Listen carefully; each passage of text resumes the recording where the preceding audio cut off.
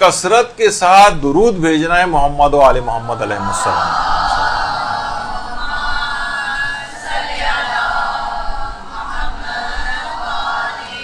یہ دنیا کی بھی تمام مشکلات کو حل کرے گا، یہ آخرت کی بھی تمام مشکلات کو حل کرے گا.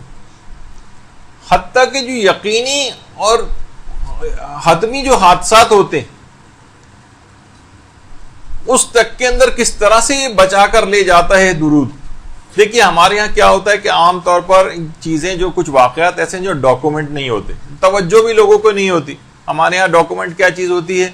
بس فلاں اداکارہ، فلاں کھلاڑی، فلاں کی باتیں، بس یہ ہم لوگ بیٹھے ہوئے، یا اس کی زندگی کی سیرت، وہ ایک ایک دو گھنٹے اس کے پروگرام آ رہے ہوتے ہیں، لوگ ان سے سوال جواب کر رہے ہوتے ہیں. اخباروں کے اندر جو کلر پیجز آتے ہیں وہ بھی صرف ان اداکاروں اور گلوکاروں اور ان کی زندگیوں پہ، اور وہ سارا انٹرویو اسی سے ہوتے ہیں. ہمارے یہاں یہ چیزیں ریکارڈڈ عام طور پر ڈاکومنٹ نہیں ہوتی. ایک زمانہ تھا کہ مجھے میرے ذاتی طور پر ایک شوق تھا، پھر جیسے مصروفیات زندگی کی بڑھی وہ شوق پیچھے چلا گیا، کہ اس قسم کے جو عبرت انگیز واقعات اخباروں اور رسالوں ادھر ادھر آتے تھے جو حقیقی ہوتے تھے، کہ ابھی یہ کل ہی فلاں جگہ پہ واقعہ پیش آیا، فلاں جگہ پہ یہ چیز پیش آئی، میں ان کے اخبارات کی کٹنگز کاٹ کے اپنے پاس رکھتا تھا. تو کتنی ایسی چیزیں ہیں اس میں کہ ایک واقعہ ایک جگہ میں نے پڑھا تھا کہ ایک صاحب تھے ابرار حسین نام کے، جو کسی آؤٹ ہاؤس کے اندر کام کرتے تھے. تو خود بہت شریف آدمی تھے. ایک محلے کا ایک خطرناک ایک بدماش سے ایک دفعہ ان کا جھگڑا ہو گیا، اور وہ باقاعدہ چھری لے کے ان پر حملہ آور ہو گیا. اب وہ بیچارے شریف آدمی اور تو کچھ کر نہیں سکتے تھے، نہ ان کے پاس کوئی اسلحہ تھا. وہ کہنے لگے میں نے اسی وقت درود پڑھنا شروع کر دیا. اس کا وار جو ہے فوراً رک گیا. وہ قریب آ کے یعنی پورا حملہ کر چکا تھا، اور ایک دم سے آ کر رک گیا اور کہنے لگا یہ کیا پڑھ رہے ہو؟ اس نے کہا کہ میں محمد و آل محمد پر درود پڑھ رہا ہوں. اللہم صلی علی محمد.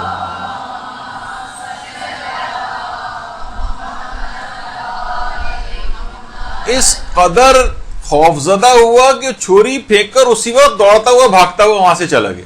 پتہ نہیں کیا ہوا اس کو.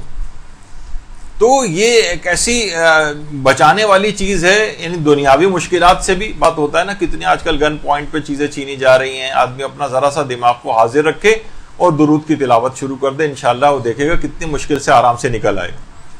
اسی طریقے سے 29 جولائی 1999 کو فیصل آباد کے تمام مقامی اخبارات نے بھی اس خبر کو شائع کیا تھا کہ منگل کا دن تھا وہ، اور گوجرانوالا جو روڈ ہے اس پر ایک ویگن اور ایک ٹریلر جو تھا اس میں ایک تصادم ہوا، اور ایک مسافر نے بعد میں انٹرویو دیا کہ عموماً جب سفر ہوتا ہے ظاہر ہے ایک جگہ سے دوسری جگہ جا رہے ہیں تو مسلسل، اس مسافر نے کہا کہ وہ مسلسل درود پڑھتا ہوا جاتا تھا. کہہ رہے جس وقت وہ حادثہ ہوا، وہ اس کا ایکسیڈنٹ ہوا، ایک دم سے آنکھوں کے آگے میرے اندھیرا چھا گیا، اور مجھے ایسا لگا کہ کسی نے ہاتھ سے پکڑ کر مجھے وہاں سے نکال کر باہر کھڑا کر دیا. اور وہ تمام مسافر اس بس کے جو ہے وہ ہلاک ہو گئے تھے، لیکن یہ اس کو ایک خراش بھی نہیں آئی. ہر طرف وہ کہہ رہا ہے جب مجھے تھوڑا سا ہوش آیا تو دیکھا کہ ہر طرف انسانی اعضاء بکھرے پڑے اور مجھے خراش تک نہیں آئی. پھر اس کے بعد مقامی افراد کے ساتھ مل کر جو ہے وہ اس نے امدادی کاموں وغیرہ کے اندر حصہ لیا. تو اس طرح سے آپ یہ سوچئے کہ اتنے خطرناک ترین حادثات کے وہ کہہ رہے جس وقت یہ حادثہ ہوا اس وقت بھی میں درود پڑھ رہا تھا، اور مجھے ایسا لگا کسی نے میرا ہاتھ پکڑ کر وہاں سے نکال لیا.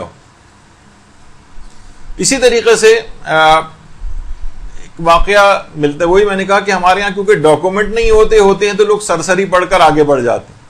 یہ بھی 1999 میں ہوا تھا ٹوبا ٹیک سنگھ، کہ سوئی گیس کی جو ورکر تھے وہ سوئی گیس کی لائن میں مرمت کر رہے تھے، اچانک پوری لائن دھماکے کے ساتھ پھٹ گئی. 7 کارکنان جو تھے جو وہاں کام کر رہے تھے، تو 6 کارکنان تو اسی وقت جھلس کر ہلاک ہو گئے، انتقال کر گئے، اور اس میں سے ایک کارکن جو تھا وہ ان شعلوں سے بالکل زندہ سلامت باہر نکل آیا. ذوالفقار نام تھا، ویلڈنگ سپروائزر اس کا. اور یہ جو واقعہ ہے یہ اس زمانے میں جو روزنامہ جنگ لاہور تھا اس نے بھی اس بات کو چھاپا تھا، اور مسلسل اتنی خطرناک آگ تھی کہ 12 گھنٹے تک جو ہے وہ آگ پر قابو نہیں پایا جا سکا تھا. تو وہ ذوالفقار ویلڈنگ سپروائزر کہتا ہے کہ جس وقت یہ ہم لوگ کام کر رہے تھے اس وقت میں درود پڑھ رہا تھا، اور درود پڑھنے کے دوران ہی صلی اللہ علیہ محمد